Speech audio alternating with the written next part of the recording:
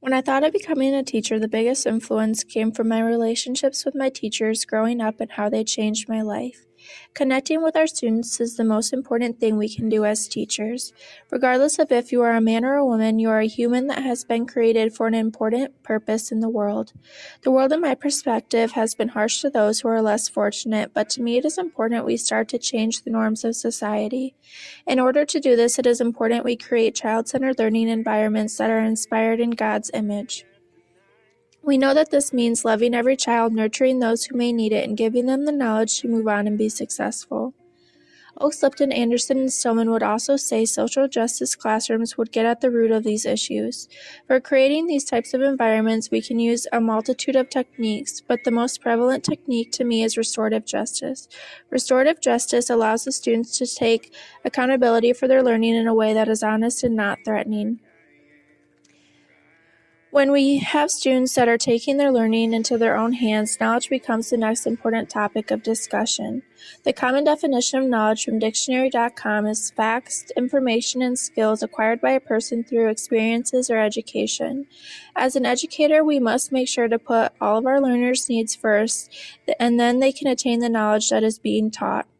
Taking that into account, Oakes, Lipton, Anderson, and Stillman state on page 209 that by attending to student status as learners and teaching in ways that address a variety of students' abilities, we will be giving an opportunity for all students to learn and build their confidence. By teaching them the necessities to be successful in their lives, no matter the scenario at home, we can create resilient leaders.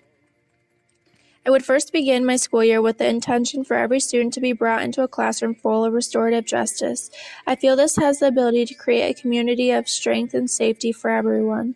We would come up with expectations together.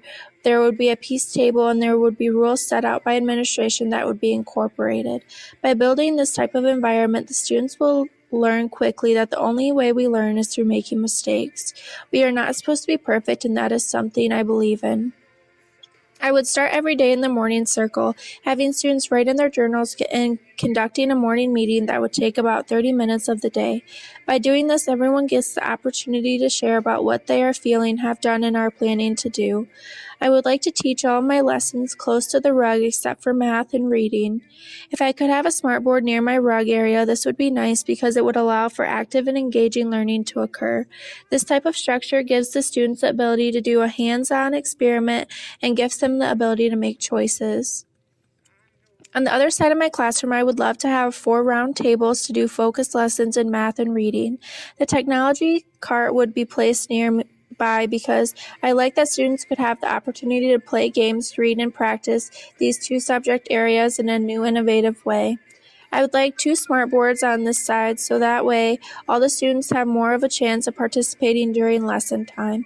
It would also be nice to have games, friendly competitions, and the ability to show a multitude of things at one time. After all lessons, I would give students work time to work on their own or in small groups. They can grab a mat or do work that has been assigned to them individually. Woolfolk in Chapter 13 states that when you create an activity that is engaging, has continuous cues, and a multitude of involvement, the students will learn. If they are doing this by themselves all the time, their productivity goes down greatly. Going off of Woolfolk's advice and my experience with this type of learning, I agree. Although some of the work should be done alone, most of the work can be done in a collaborative way and in an engaging way. My dream is to have a multi-grade room, and this setup also allows for me to teach one grade and have the other students learn it in a different way that is closer to their capabilities at a different time. I enjoy Montessori schooling, and this classroom is a representation of that.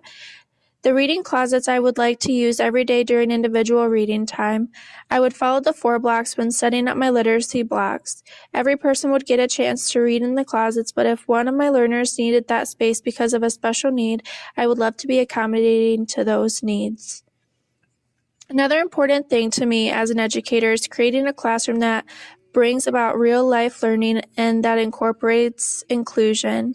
I know that for some students it is important that they get one-on-one time, but this can be done in a room that is co-taught with a special education teacher.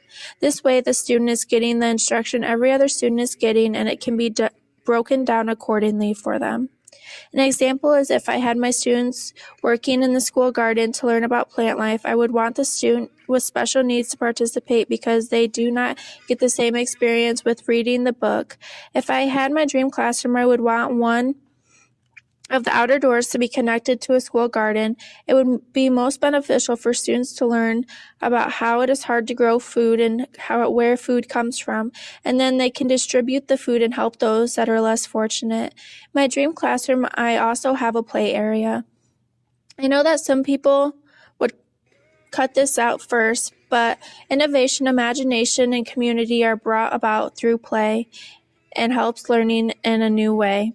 Growing up, I remember that children I played house with, played in the sandbox with, were the biggest influence in my learning.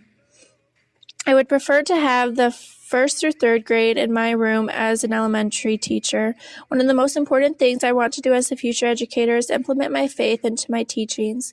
This is a hard thing for me because I am at the beginning stages of my journey with learning the Bible, going to church, and feeling the wholeness this brings. Going through different verses, I came across one that caught my attention. Romans 12, verses 6 through 7 states, "We have different gifts according to the grace given to each of us. If your gift is prospering, then prosper in accordance with your faith. If it is serving, then serve. If it is teaching, then teach." I always felt a calling to teaching, and this verse is reassurance that this is what I meant to be. I only went to public school as a student, so I do not have a faith curriculum, but I have more of a public school curriculum understanding.